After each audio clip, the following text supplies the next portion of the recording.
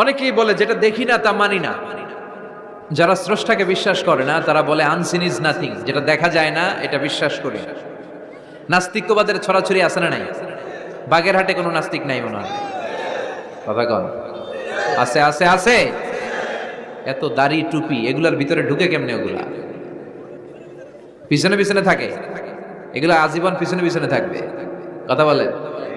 Young যুবক যারা আছে তোমরা একটা বই পড়বে, প্যারাডক্সিক্যাল সাজিদ, একটা বই আছে বাজারে, নাস্তিকদের বিভিন্ন প্রশ্নের জবাব। এই বইয়ের লেখক খুব ভালো করে ওই বইতে তিনি তুলে ধরেছেন। লেখকের নাম আরিফ আজাদ।